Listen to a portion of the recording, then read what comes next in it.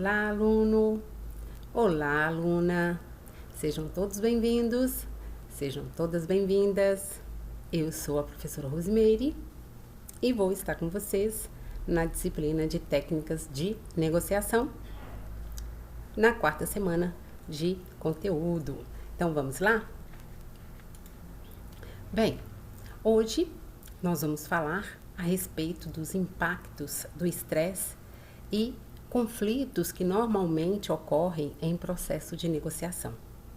Iremos também conhecer o posicionamento estratégico em uma negociação, reconhecer um acordo e as disfunções que são aí consideradas como os mitos ou inverdades e que podem comprometer o processo de negociação. E por fim, aprender a respeito da contribuição do trabalho em equipe para o sucesso do processo de organização. Bem, então vamos lá, começando aqui, falando a respeito dos acordos, o acordo em uma negociação, como que ocorre esse acordo em uma organização. E quando a gente fala disso, vale ressaltar que para que a negociação ela flua com eficácia, é necessário o processo de comunicação. Não há negociação sem comunicação, não é verdade? Então, neste caso, a comunicação, ela sobre a concepção mais simples, se entende como sendo o processo mediante o qual duas ou mais pessoas tentam se entender por intermédio de uns ou de meios de comunicação ali, que serão escolhidos por essas pessoas e que essa mensagem ela possa ser transmitida. Então, a comunicação ele é um processo de interação e troca de informações, de transmissão de ideias, assim também como de sentimentos, por meio das palavras, por meio dos símbolos, que veiculam uma mensagem ideal ou até mesmo um sinal. Então, o objetivo é justamente a compreensão e a interpretação da mensagem por parte de quem vai recebê-la, embora nem sempre as pessoas se entendam em relação a isso.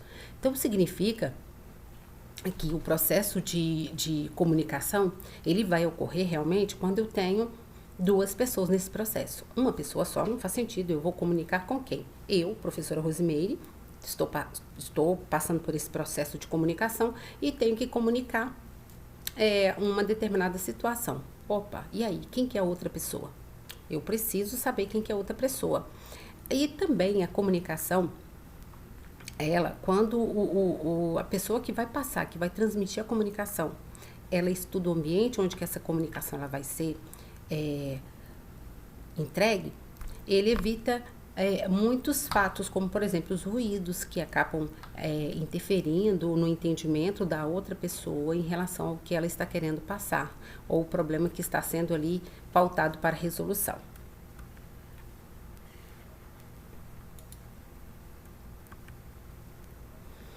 Então, as negociações, elas sempre tendem para a concretização de um acordo. Então, se eu vou fazer uma negociação, o meu objetivo é que eu tenha algum acordo, tá? E preferencialmente que esse acordo, ele estabeleça condições favoráveis para ambas as partes. Porque se eu ajo com responsabilidade ética, significa dizer que eu me preocupo com o meu próximo.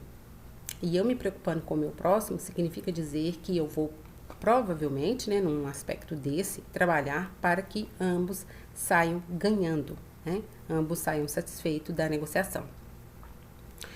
Então, uma decisão, ou uma conclusão, ou uma combinação considerada aceitável por todas as pessoas envolvidas, ou até mesmo a solução de compromisso entre as partes, que encerre e resolva uma divergência, assim também um litígio, ainda um compromisso assumido, entre duas ou mais empresas, né, essa comunicação envolvendo organizações, o governo, as pessoas de modo geral. Isso também é denominado negociação. Então, a negociação é o acordo que eu pretendo fazer com uma das partes, tá?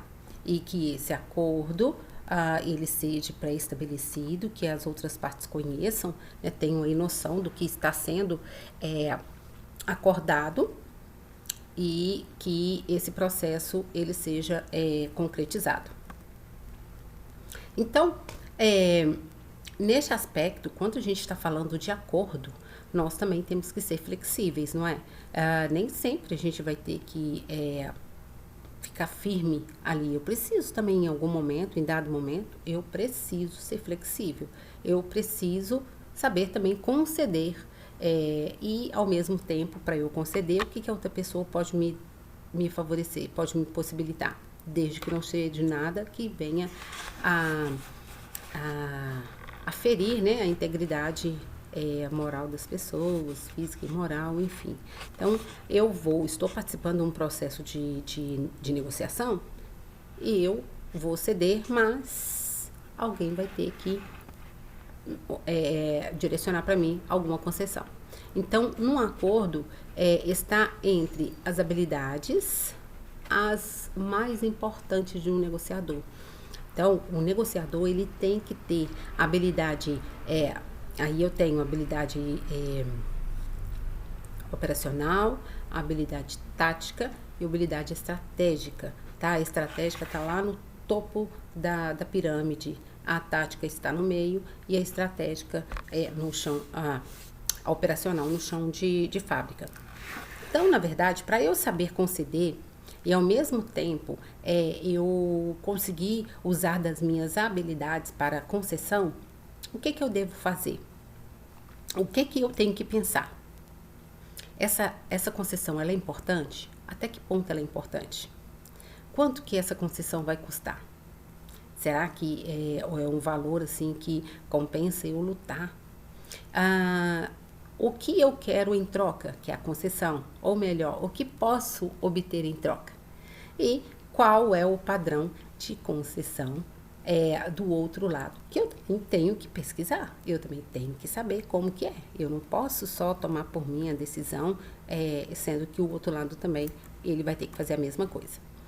Então, na busca de um mercado, a base de todas as negociações, nós temos que definir o problema.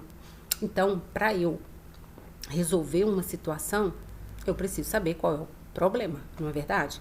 Eu não consigo resolver nada se eu não tiver um problema ali bem elaborado, bem escrito. Então, a negociação ela é justamente isso. É aquele acordo que vai ser feito mediante um problema apresentado. E que o objetivo é o quê? É a negociação em relação a esse problema. E o acordo ele deve, né, ele deve ir ao encontro, né, da implantação da solução e a realização dos interesses coletivos, tá? Então, existem 4 tipos de interesses. Eu tenho os interesses comuns, eu tenho os interesses opostos, eu tenho os interesses complementares e eu tenho os interesses distintos, tá? O levantamento dos dados para identificar o conjunto de interesse é o ponto de partida para a negociação. Então, tem um problema, mas qual é o seu interesse nesse problema? É que ele seja resolvido ou não? Aí aqui nós temos as 5 palavras-chave que todos os negociadores deveriam saber para que o acordo na empresa ele flua, ele seja que realmente é algo que contribui para a organização. Então, olha, tem os interesses, os objetivos, as justificativas, alternativas e critérios. Neste caso, os negociadores, eles vão negociar para satisfazer seus interesses também, né? E os interesses são materializados através dos objetivos. E quando a gente fala nesse interesse, gente, não é só o interesse nosso, pessoal não, tá? Interesse nosso é o interesse da empresa, tá bom? Então, aqui voltando, né? Os objetivos devem encontrar justificativas que os mantenham em que os mantenham e que os defendam, tá? Então, nós devemos, a partir disso, ter várias alternativas ou as melhores maneiras para criar, né, os objetivos e que isso nos permita alcançar, né, e aplicar os resultados. Então, o objetivo geral ele é muito importante porque ele que vai desdobrar os objetivos específicos para que ali o colaborador ele consiga atingir a meta, né, que ele pré-estabeleceu. Então, uma negociação, ela implica em um número infindável, né?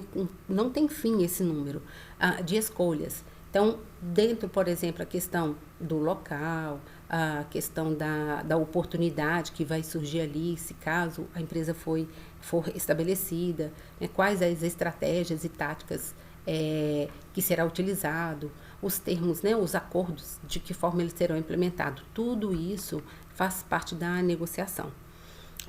E aí, a escolha vai ser aquela em que ela possa agregar valor para quem está reclamando dela, tá? Então, esse é um aspecto para a questão da negociação.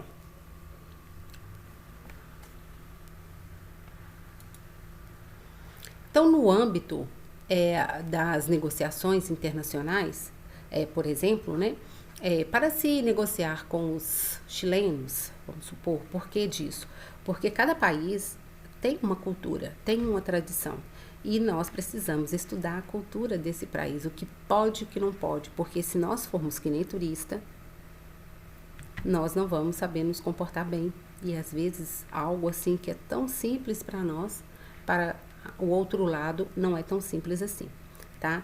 Então, essa noção aqui internacional, no âmbito internacional, quer dizer que, por exemplo, para negociar com os chilenos, atualmente tem grande representatividade no cenário atual, né? E com quem há muitas pessoas, né, assim também empresas e países em franco e evolutivo processo de negociação. Então, é esse necessário atendimento, né, e o cuidar também, né, de alguns protocolos de conveniência, os quais são, né, quebrados ou impede que qualquer alternativa ela seja ali implementada na negociação. Ou até mesmo a questão do sucesso. Então, isso pode, querer ou não, acabar comprometendo a negociação e ela não pode, a partir daí, ela ser implementada. E isso está dentro dos erros e distribuições do negociador, que é essa questão de não analisar o contexto geral, saber ali qual é a cultura realmente e, a partir daí, desenvolver estratégias. Então, olha, outros povos do mundo, como os árabes, por exemplo, ou os espanhóis, ou os portugueses, né, que também fala dos japoneses, eles também têm características, culturas, crenças e vida pessoal e profissional diferente de cada um desses países que eu citei aqui. E dessa forma, eles se nós formos analisar, tá, de que forma tratar o negócio com pessoas, né, com diversa nacionalidade, quem na verdade tem aí o que envolve, né, o comportamento diferenciado, né, assim também temos que ter cuidado com a questão de quebrar as regras, é por isso que a gente tem que estudar mesmo ao outro país, como que é a forma de negociação do outro país, porque nós não queremos criar aí nenhum empecilho, nós não queremos estragar nada, tá? Então, aqui no caso, se nós pudéssemos, né, ali estudar sobre aquele país, estudar sobre o tipo de negociação que eles fazem, nós iríamos até melhor do que é apresentado no ranking, tá? Então, neste caso, né, essas regras precisamos respeitá-las, caso contrário, não conseguiremos de forma alguma um bom resultado nas negociações. Então, neste processo, uma negociação, ela implica em um número confiável de escolhas, e entre o qual e a oportunidade em que as ofertas, né, estão sendo negociadas, vão ocorrer a elaboração de estratégia, a elaboração das táticas, né, deste processo, que serão utilizados como o termo de implementação. Então, vejam bem, identifiquei o problema. Tá, o problema é esse. Vamos analisar os cenários. E analisar o cenário significa dizer, tá, que vocês estão entrando, então, num aspecto voltado para como é que eu posso dizer? Em relação ali ao projeto, em relação à ação que será realizada em prol desses negociadores. Bem, então os erros e as disfunções do negociador, elas estão voltadas justamente para quê? Ou melhor dizendo, né? Quais são os erros que existem, de que forma podemos melhorar isso, né? Fazer com que esses erros não prevaleçam ou tragam algum tipo de desconfiança, enfim. Então, a primeira coisa é prender-se a detalhes e esquecer o todo, que isso é importante demais, tá? Provocar ressentimentos, explorando as fraquezas da outra parte, isso até não ético, né? Evitar conflito em vez de o administrador. Confia demais em suas habilidades e queima etapas importantes de negociação. Então, esses assuntos aqui são assuntos relacionados à questão dos erros, que mais são cometidos neste processo.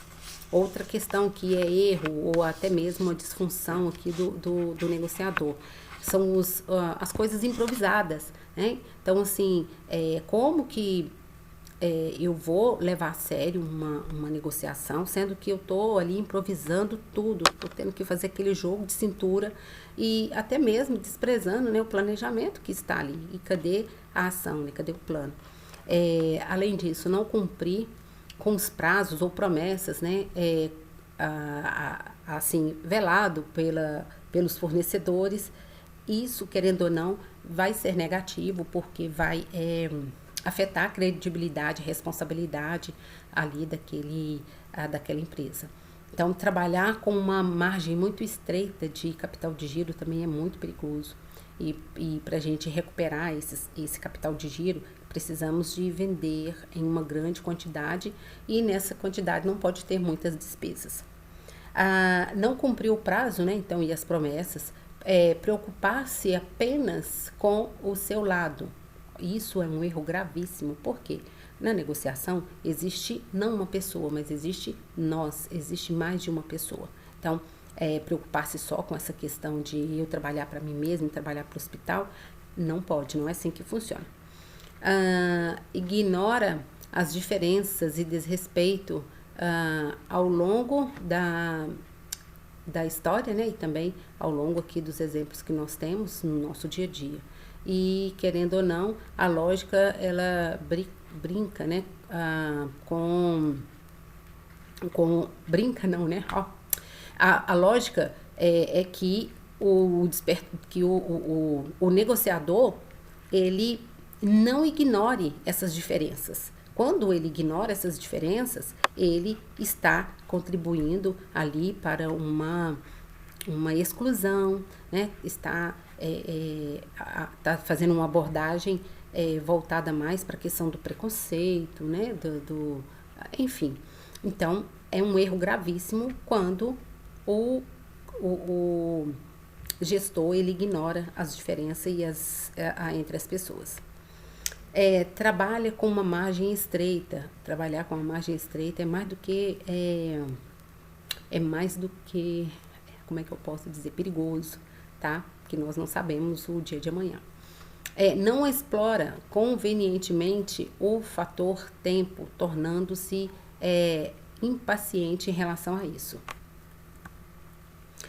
Outra coisa, né? Assume com frequência uma postura defensiva, sempre se defendendo, não sendo flexível nos termos, né? Nas concordâncias aqui no acordo.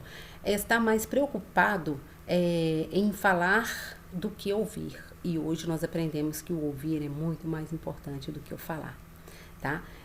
Possui baixa flexibilidade e não costuma colocar-se no lugar do outro. É outro fator que, querendo ou não, influencia até o ambiente organizacional. Utiliza termos técnicos ou linguagem inadequada ou inacessível entre as partes. Isso também é complicado, porque existem profissões que as linguagens são as linguagens mais técnicas. Só que ali o profissional, ele também tem que ter o discernimento e a capacidade de falar daquele produto ou serviço que ele está oferecendo com um valor menor, né? Porque geralmente esse tipo de atendimento é um atendimento até razoável. Bem, então nós falando aqui muito, né, de trabalho em equipe, nas negociações, que é muito, muito, muito importante, né, esse trabalho em equipe. Bem, então as palavrinhas aqui do bem, quando nós falamos do trabalho em equipe, nas negociações, são os interesses e as relações sociais, a questão da forma de interagirmos com as pessoas. Além disso, praticamente pensar de forma positiva sobre a questão da dependência, que nós dependemos das pessoas. É praticamente impossível você trabalhar sozinho, não depender de ninguém. Então, nós vivemos num mundo contemporâneo em que as relações, elas estão, né, se construindo de forma muito intensa. E devido a essas transformações, faz com que a gente seja capaz de interagir com as outras pessoas, tanto no ambiente profissional quanto no ambiente empresarial. E então, neste ambiente, igual eu falei, é impossível, né, praticamente impossível, que eu faça algum tipo de atividade sem depender de atuação de outra pessoa.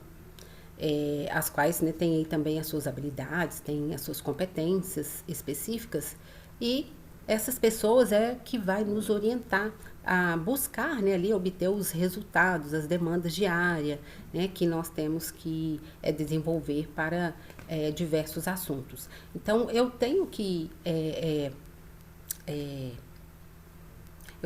como que eu posso dizer, valorizar as outras pessoas, porque essas outras pessoas vão ser aquelas pessoas que vão completar, tá, as minhas ações naquilo que está deficiente.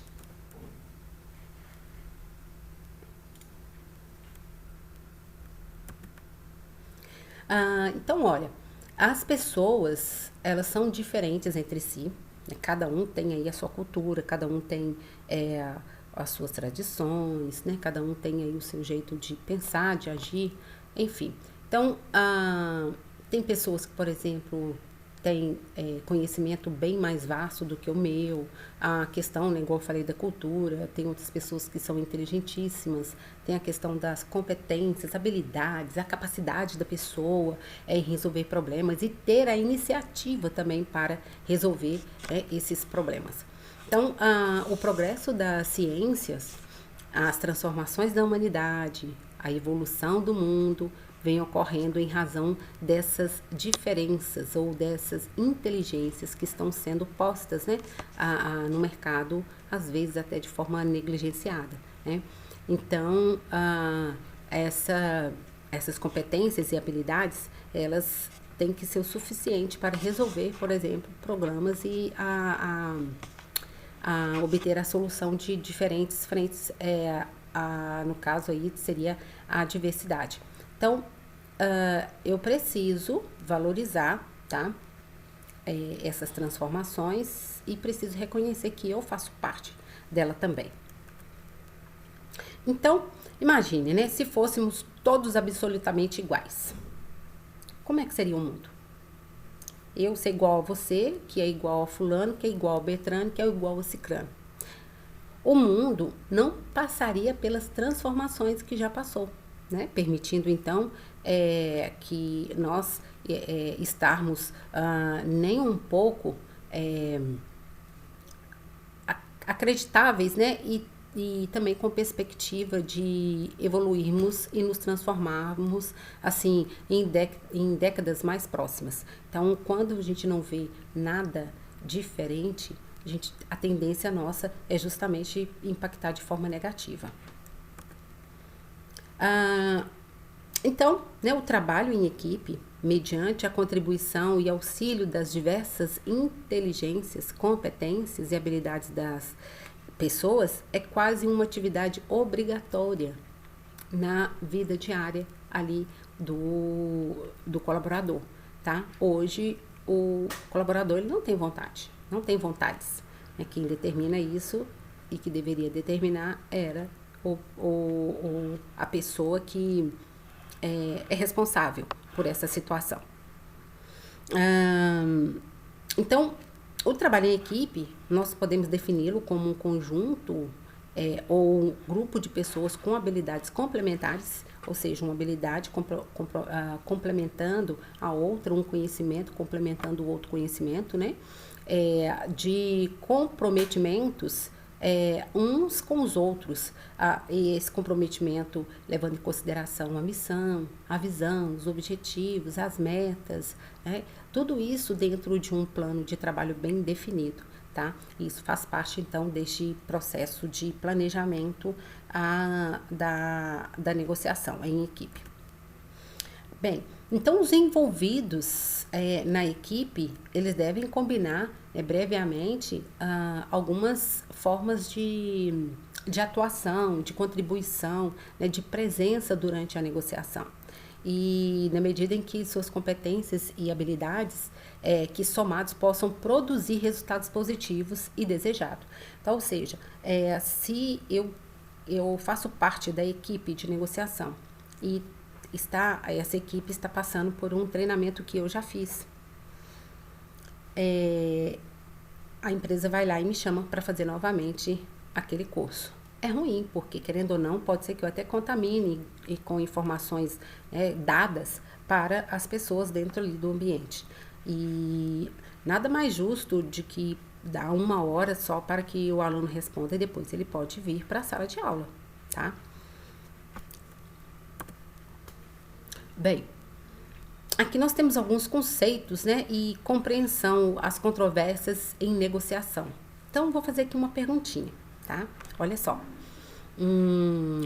Você já foi vítima de uma daquelas histórias que alguém nos conta e que conta com tanta vontade de ser verdadeiro que se chega ao exagero para fazer com que aquilo seja assim, né, uma verdade única, uma verdade assim, possível, e não se admitindo outra realidade? Vocês já passaram por isso? Com certeza, todo mundo, né, gente? Nossa, muita gente já passou por isso, tenho certeza. De omitirmos informações, ou omitir, ou mentir, né? Justamente para não contrariar o outro lado. Então, algumas pessoas, por exemplo, elas encasquetam, elas incomodam, sabe? Elas são aquelas pessoas que ficam remoendo as coisas, elas cismam com aquilo e enquanto não acaba, não acaba. Então, algumas pessoas, elas encasquetam com algumas ideias e as têm como se fosse uma verdade única, verdadeira e possível de acontecer, não dando chance para que outras visões, né, que outras visões sejam apresentadas, tá? Ou até mesmo sejam esclarecidas da sua veracidade. Então, neste aspecto, faz necessário que as pessoas, para que elas possam se fazer presentes em estabelecer esses pontos de controvérsias, porque isso atrapalha o rendimento, atrapalha a organização como um todo. Existe, por exemplo, informações que às vezes não circulam no ambiente como um todo e quando vocês vão participar, vocês descobrem que isso já foi encaminhado, já foi trabalhado não sei quanto tempo atrás.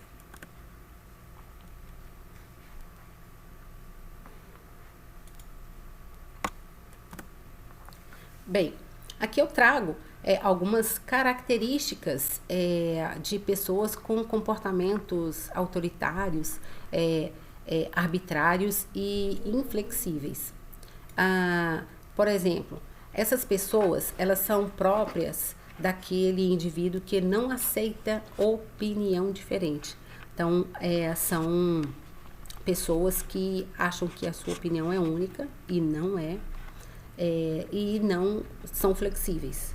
Então, elas estão, a propósito, né, neste caso, eles são próprios daqueles indivíduos que não aceita opinião diferente. Então, aquela opinião tem que ser a única, tem que ser a dele, porque foi ele que deu a opinião e ninguém pode ali desconsiderar essa opinião, porque senão o bicho vai pegar. Então, neste caso, não está aberto a discussão mais ampla, porque ele não aceita, ele não escuta, tá? E a admitir novas formas de enxergar as coisas, de buscar outras opções, fica quase que limitante. Então, ele já faz ali um pré-julgamento e esse pré-julgamento, querendo ou não, ele acaba atrapalhando no processo. Outra coisa, né? Desenvolvem e alimentam as crenças controversas sobre as quais vamos estudar também, né, aqui neste material. E que vocês fiquem atentos, porque isso pode prejudicar muito o processo de negociação sobre essas crenças, né, que elas não têm nada a ver com o processo. Então, aqui, quando se fala em habilidade de negociação, há uma série de inverdades, né, que decorrem de visões distorcidas ou parciais ou do próprio tema. Então, vou apresentar aqui agora para vocês, né, quais são essas as mais comuns, tá, de inverdades e que podem tornar perigo. Bem, uma delas é: a maior pressão para fazer concessões é sempre para o meu lado, né? Então, duas pessoas que se propõem a negociar, sempre tem pressão, gente, não tem como, né? Ser assim, amável, né? E essa pressão, ela fica meio que escondida, mas sempre tem, tá? É uma precisa compra, né?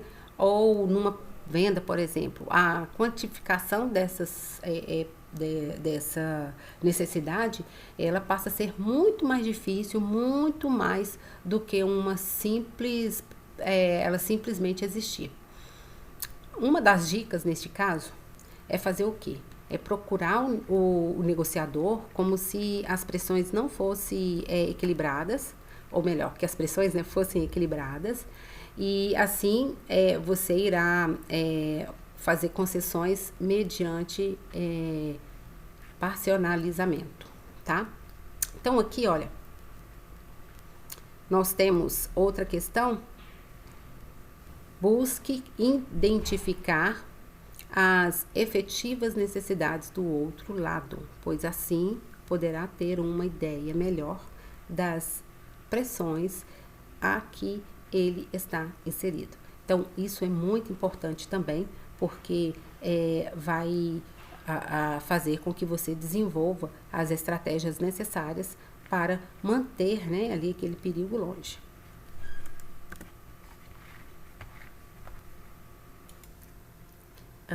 Temos também outra inverdade que pode ser perigosa. Olha, o segredo de uma negociação está no maior conhecimento possível de estratégias e táticas. Não é só isso, né? Nós temos também a parte operacional, tá? Uma negociação eficiente e eficaz, ela requer conhecimento sobre as pessoas, não só sobre essa questão das estratégias e das táticas, tá? É importante conhecer as pessoas com quem, né, o negociador ele vai negociar. E conhecer também quais são os assuntos, quais são ali, né, as prioridades em relação ao problema que ele está expondo, tá? Então, isso é importante também. Então, você conhecer sobre as pessoas com quem se irá negociar, sobre o assunto também é interessante. Assim também é interessante saber, né, sobre as técnicas de negociação, conhecer essas técnicas, que seria, por exemplo, quais etapas tem essa negociação, quais as estratégias, quais são essas táticas, se existe algum impasse, como que é esse impasse, e também a questão das concessões, né, como que vai ser esse processo, entre outros aspectos.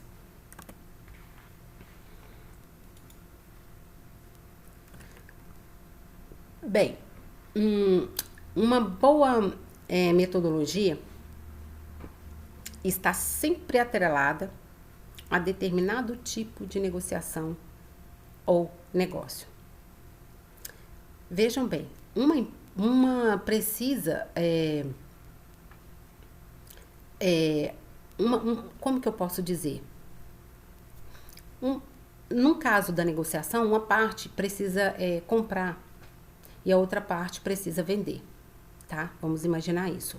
Então, a quantificação dessa necessidade, ela é difícil, mas ela sempre existirá. Então, eu quero vender e a outra parte quer comprar.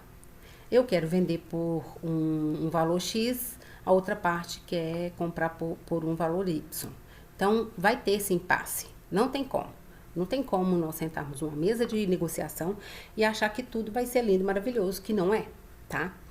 Então, é exatamente o contrário uma situação dessa, né? Uma boa metodologia, ela sempre servirá para qualquer tipo de negociação e também, né, para todo e qualquer tipo de negócio. Então, quando eu tenho a metodologia, eu consigo buscar informações, porque eu preciso de definir problema, né, e escolher quais instrumentos eu vou precisar utilizar na minha pesquisa, tá? Então, sempre, até pelo contrário, né, uma boa metodologia, ela sempre servirá para qualquer tipo, então, de organização. Então, o que deve mudar é justamente o tipo de negócio e não a metodologia para o negócio, tá? Uma boa metodologia, ela se aplica às negociações de qualquer área, de qualquer segmento, quando essa metodologia ela tem sentido. Bem, então aqui nesse aspecto dessa questão, né, dessa metodologia, que é exatamente o contrário, né? Nós não podemos pensar que a boa metodologia ela vai ser justamente aquela que ela sempre vai estar atrelada a determinado tipo de negociação, até porque, né, uns, igual eu falei, uns precisam comprar e outros precisam vender, vai depender muito da questão ali da necessidade das pessoas que estão negociando. E essa metodologia, nós também podemos defini-la como uma metodologia de negociação empresarial, né? Que, assim, numa definição mais simplista, seria esse conjunto, né, de técnicas, a metodologia então seria, né, esse conjunto de técnicas e estratégias que serão utilizadas pelas empresas para justamente conduzir a negociação e que isso seja feito, né, de forma eficiente, né, de forma eficaz, de forma efetiva também. E, na verdade, se nós formos parar para pensar, essa metodologia, para que ela seja uma metodologia que traga justamente contribuições para um negócio, a organização ali, o gestor ou o negociador, de modo geral, ele deve envolver, né, a aplicação também de princípios, né, e assim, de práticas que visam alcançar acordos, né, ou benefícios para ambas as partes envolvidas. E também, né, levar em consideração os interesses objetivos de cada uma. Então, significa dizer também que o negociador, ele não pode pensar só, né, individualmente ou pensar só na empresa. Ele tem que pensar nas duas partes. Na dele, o que ele ganha e que a outra parte também está ganhando. Que o ideal é justamente ele negociar, ser flexível e ver que aquela decisão dele seja uma decisão mais viável possível e que todos ali que estão negociando saiam vencidos, né, vitoriosos, e não um vitorioso e o outro derrotado, tá? Então, a negociação, ela, neste aspecto, como vocês podem observar, temos que tomar cuidado com essa questão das inverdades, né? Porque ela passa a ser muito perigosa dentro de uma negociação, quando a gente já vai com esse pensamento, né? Da boa metodologia, que tem que ser assim, que tem que ser tal. Porque a negociação, gente, ela é uma atividade fundamental para o sucesso da empresa, até para a continuidade da empresa no mercado econômico. Porque nós não vivemos sozinhos e sempre nós vivemos de concessões, de acordos, não é verdade? Se eu vou, por exemplo, comprar uma matéria-prima, o fornecedor vai me vender essa matéria-prima por um preço. Ok, se eu percebo que esse preço está acima, por exemplo, do valor de mercado, eu vou querer negociar esse preço com ele. E aí eu vou fazer barganhas, eu vou fazer propostas, que essas propostas sejam ali positivas, tanto para mim, né, quanto para a outra parte. Então, a negociação, ela sempre vai estar presente, tá? Em nosso cotidiano, seja no dia a dia nosso, na vida empresarial, né? Nas negociações, por exemplo, de contratos, nas parcerias, nas compras, igual aqui nós estamos vendo, nas vendas também, nas resoluções, né, de conflitos. Então, quando a gente tem uma boa metodologia, a gente consegue, então, estruturar essa negociação de forma mais positiva, né? Que traga, então, resultados positivos, resultados sustentáveis para a nossa organização. Bem, outra inverdade, né, perigosa, é impossível que duas partes saiam ganhando numa mesma negociação. Então, esta é uma das maiores inverdades que nós temos encontrado de modo geral. Em primeiro lugar, né, aqui que nós podemos ver, há várias moedas envolvidas numa negociação, como, por exemplo, o status, o prestígio, o dinheiro, né, as considerações. E pode ser que não ganhar tanto dinheiro como a outra parte, mas ganhar prestígio ou status também sejam algo bem gratificante, né? Sejam algo bem satisfatório.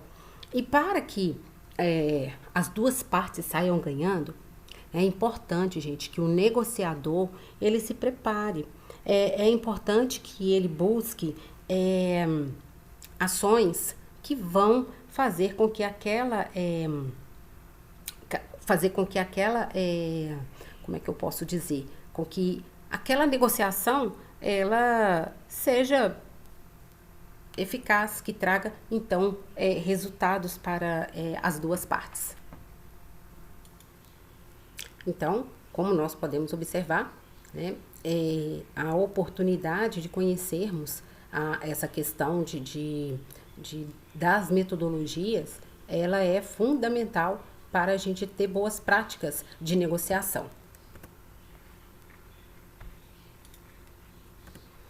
Outra inverdade perigosa, é impossível que duas partes saiam ganhando na mesma negociação. Espera aqui, só um minutinho que eu acho que eu repeti isso, né?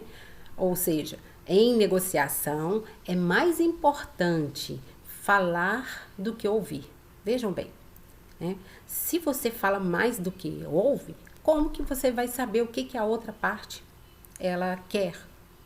Faz sentido? Não faz sentido isso, não é verdade?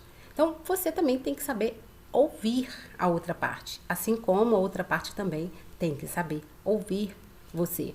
Então, em negociação, o ouvir é muito importante quanto também o falar. É ouvindo que você identifica as necessidades, as expectativas da outra parte. E é quando se obtém informações valiosíssimas para que você possa estabelecer ali aquela ponte, né, aquele relacionamento duradouro, de confiança, tá? Para que você consiga formas de argumentar, né, e de buscar, por exemplo, as suas necessidades, colocar suas necessidades em pauta e, a partir daí, fazer uma argumentação e saber também quais são as necessidades da outra parte. É claro que nesse momento, ouvindo, não é? Então, nós temos que saber, temos que ter discernimento de até quando a gente pode ir. Então, vai ter momento em que a gente tem que ouvir e vai ter momento em que a gente vai ter que falar. E essa negociação, esse saber ouvir, ele é um dos indicadores em que vai fazer com que a negociação ela se transforme em uma negociação eficaz. Porque assim você consegue saber o que é a outra pessoa, qual é o problema da outra pessoa, o que ela realmente quer negociar, quais são aí as concessões que deveremos fazer para que o acordo seja realizado. Bem, neste caso, há quem pense que a negociação ela é o falar, apenas o falar. E, na verdade, né, gente, os melhores negociadores, se nós formos observar, seja tanto no mundo corporativo, né, seja no mundo da diplomacia, são aqueles, né, que sabem escutar. Então, o negociador ele tem que saber escutar. Mas acontece que isso não é também, né, uma forma muito fácil de se fazer. É muito difícil mantermos isso, tá? E neste caso, o que nós podemos fazer é tentar, né, esforçar da melhor forma possível para que não tenhamos nenhum prejuízo quando estivermos falando até por demais, né? Então, em uma, como é que eu posso dizer? Em uma pesquisa, né, feita por Stefan, que ele é um consultor e palestrante norte-americano, ele faz uma abordagem dos 7 hábitos, né, das pessoas altamente eficazes.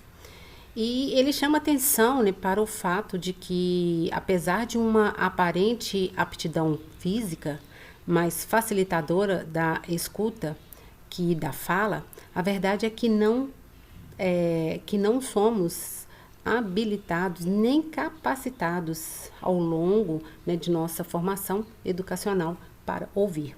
E isso é verdade, não é? Todos nós temos dificuldade só em ouvir. E principalmente aquelas pessoas que acham que têm razão em tudo que fazem, tá? Então, essas pessoas é complicado ainda. E quando a gente não tem esse conhecimento, né, não temos essa habilidade de saber ouvir, é justamente assim, é o resultado que tendemos a nos conectar muito mais com aquilo que pretendemos dizer, né, ou do que naquilo que nós estamos tentando dizer. Então, eu acredito que é muito mais grave não só não ouvir direito, como ainda manter uma postura assim, sabe? Rígida, uma postura física pouco facilitadora para falar, né? Uma postura não legal, uma postura não correta para isso. Então, além de não, imagine só, além de não ouvir, né, ainda nos esforçamos para dificultar, né, ali a negociação, né, dificultar ali qual que é o acordo que está sendo colocado em prática.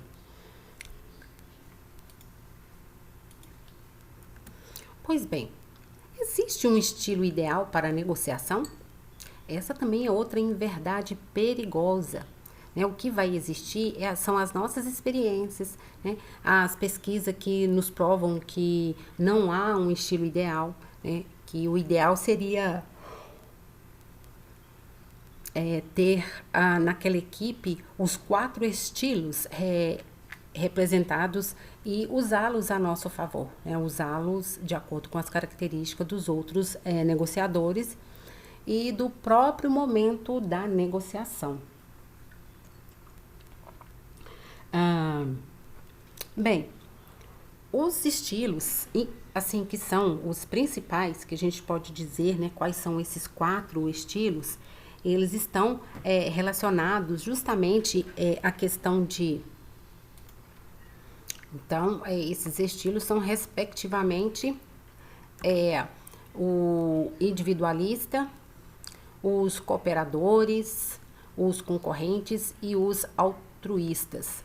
Esses são os estilos que devem ser equilibrados, tá? Para que a negociação seja uma negociação eficaz.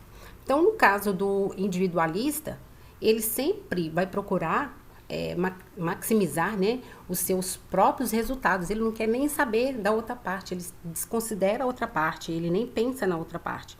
E cerca de metade dos negociadores, eles têm um estilo de negociação individualista. Né? Eles não querem saber se o outro vai sair ganhando ou se vai estar perdendo pouco.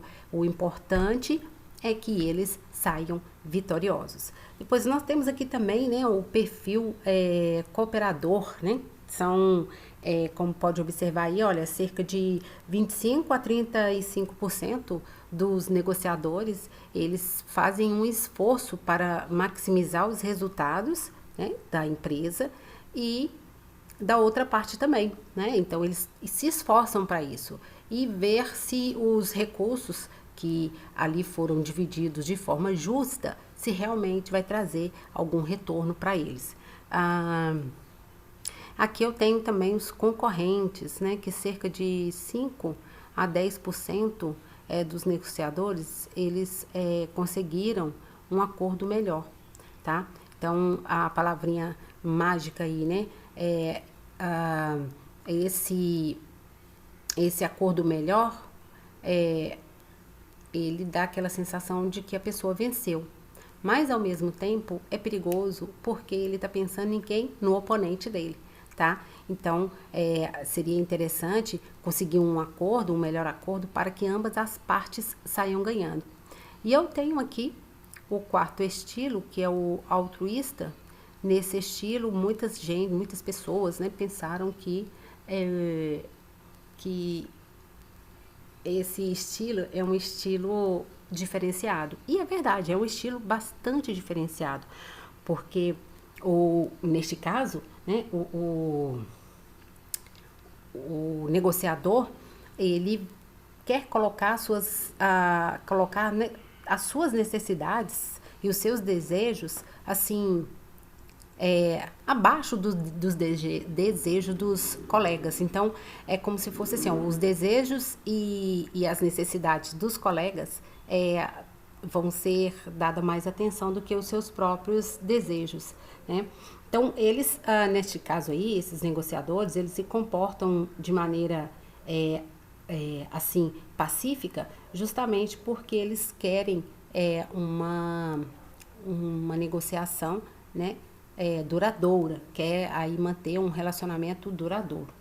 Então, né, como os indivíduos e os cooperadores têm os estilos de negociação mais comuns, eles foram estudados com mais frequência do que esse outro estilo, né, que seria aqui o estilo dos concorrentes e o estilo do altruístas. Esses foram muito menos pesquisados, tá? E qual desses estilos seria o melhor de negociar? Vamos tentar pensar aqui, né, nas negociações com várias questões, né? Os compradores provavelmente, né, aí buscando os valores mais vantajosos. Mas qual seria? né? Os cooperadores, eles também são melhores do que os individualistas, não é verdade? Olha, os individualistas são muito individualistas. Os cooperadores até que são melhores do que o individualista, mas aqui também acaba por terra, porque eles se esforçam, mas eles não têm certeza, né, de que isso vai trazer bons resultados para eles. E o melhor mesmo aqui é o altruísta, que são esses raros, que na verdade não é sempre que ele tem que colocar ali as suas necessidades, né, abaixo dos seus colegas, mas ele sabe agir. O ideal é quem age sobre esses 4 estilos, dependendo do momento em que estão, né? Então, isso é o que pode acontecer.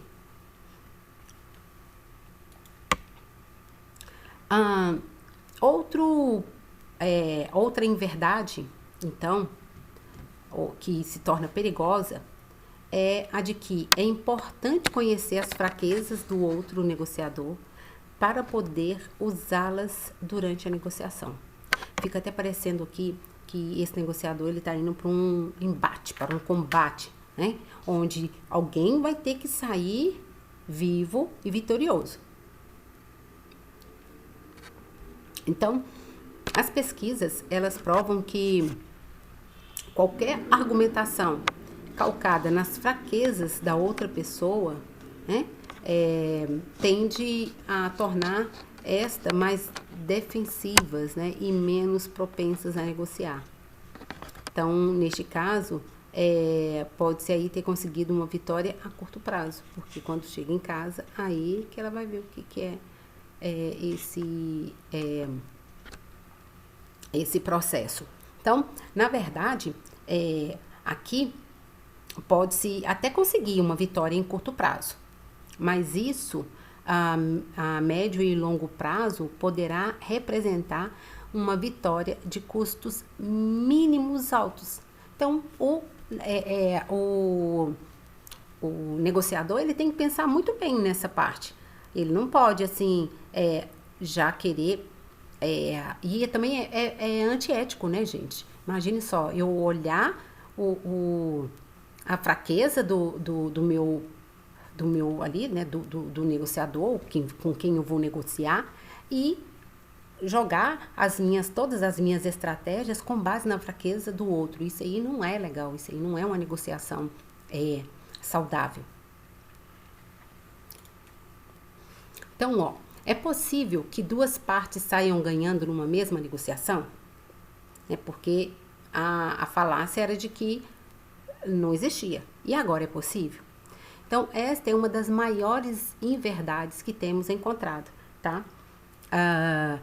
Neste caso, em primeiro lugar, nós vamos lembrar aqui, então, dessa questão das moedas aqui envolvidas, né, de troca, as moedas envolvidas no caso do dinheiro, dos status, né, do prestígio, e assim sucessivamente. Outra inverdade, a dimensão confiança não é importante no processo de negociação. Como assim, gente, confiança não é importante? É importantíssimo como que eu vou negociar com a outra parte se eu desconfio dela. Não vai ter nenhuma confiança. Exatamente, isso pode trazer uma negociação muito perigosa, tá? Então, a confiança, ela é algo que se adquire ou se perde a partir do primeiro contato na negociação, inclusive até por telefone. Vários são os elementos que podem aumentar ou eliminar a confiança, tá? E dentre esses elementos, vamos ver aqui quais são os mais comuns. A credibilidade e a receptividade, né? O que seria aí a credibilidade? A credibilidade, ela é o cumprir, né, o que foi prometido, ou seja, né, aquilo que se diz. Já a receptividade seria, né, conviver com valores, né, com sentimentos, prioridades, com diferenças, né, e de diferentes em diferentes situações e aceitar as pessoas como elas são, tá? Respeitar o espaço dessas pessoas. Com coerência e com clareza também. E essa também é uma dimensão importantíssima da confiança. Então, a coerência é você dizer o que pensa e sente de forma lógica e clara, sem ficar fazendo muitos rodeios e ao mesmo tempo tomar cuidado de aquilo que você está falando, porque às vezes aquilo que você está falando também é algo que poderia ter melhorado ou dado uma segurada na situação, na mensagem. Clareza, né, que é não esconder o jogo, passar as informações de forma relevante, embora não confiáveis, né, mas passar essas informações para a outra parte. Porque você tem que pensar que numa negociação você ganha e a outra parte também.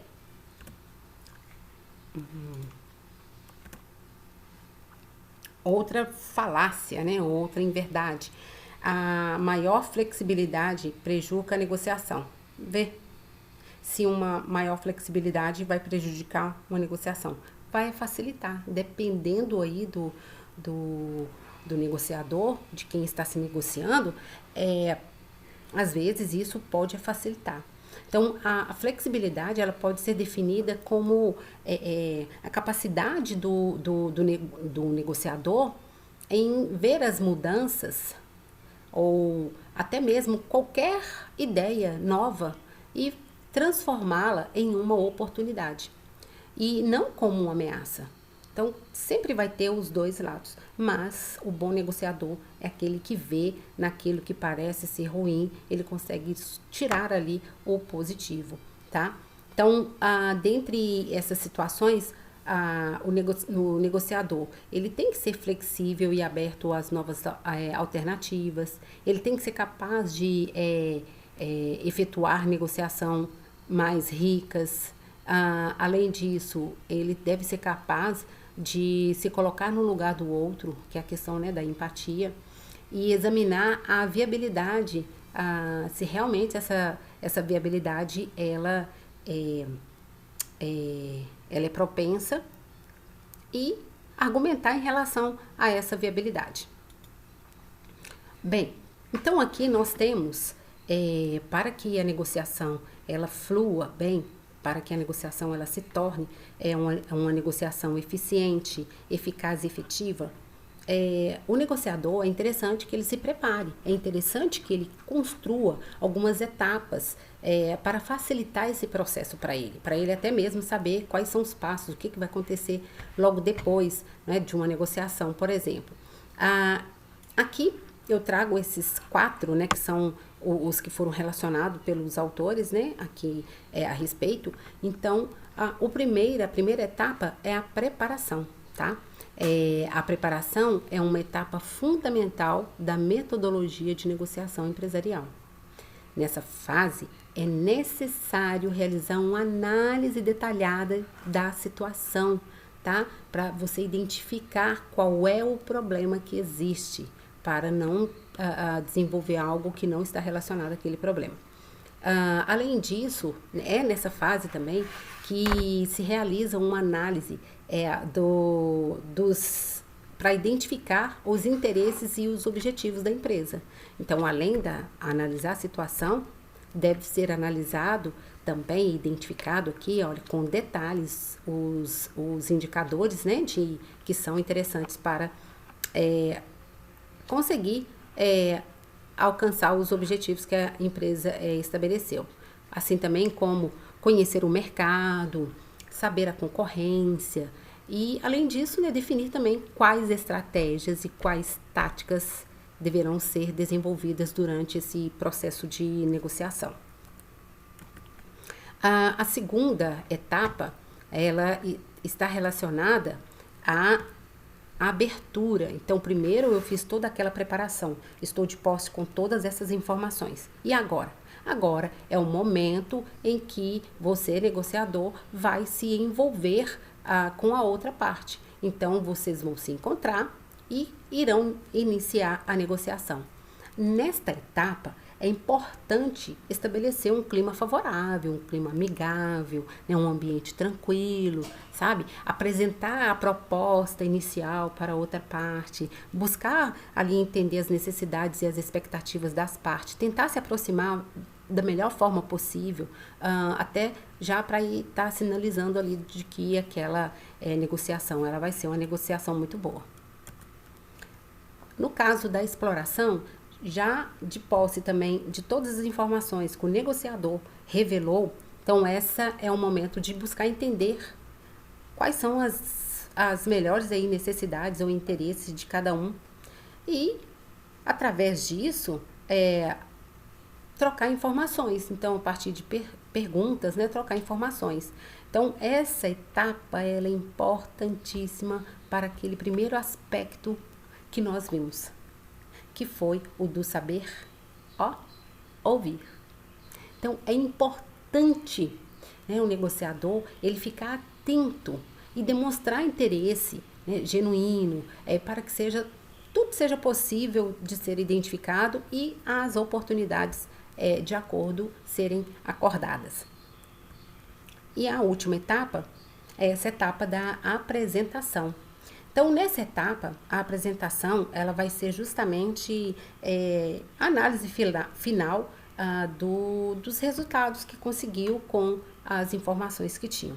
Então, as partes apresentam suas propostas e argumentos de forma clara e persuasiva. E, neste caso, também é importante destacar os benefícios e vantagens dessa proposta, né?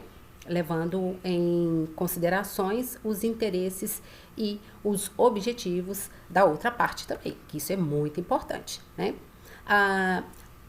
A outra etapa, eu falei a última etapa equivocadamente, tá? São 6 etapas.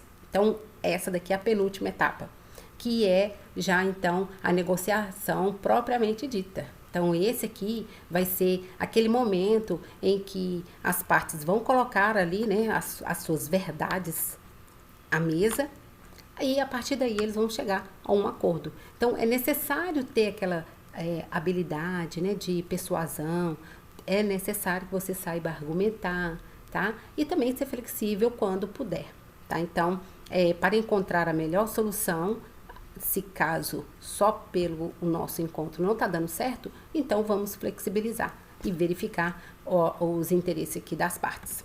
Agora sim, né? Por fim, o fechamento. Essa etapa de fechamento, neste caso, é a questão da formalização, né? A questão dos acordos, de reconfirmar o acordo que foi feito, qual a garantia que se tem a respeito do contrato que foi iniciado. Então, tem que ser bem claro nessa etapa para que não dê duplicidade de informações. E também para evitar, né, futuros problemas na sociedade de modo geral. Bem, então aqui nós temos alguns benefícios. Quando a gente fala, então, quando a gente planeja, procura planejar o nosso encontro com o negociador, nós temos que ter em mente que essas ações que a gente faz, que a gente procura fazer, traz benefícios na metodologia e na negociação empresarial. Quais são esses benefícios? Olha para vocês verem.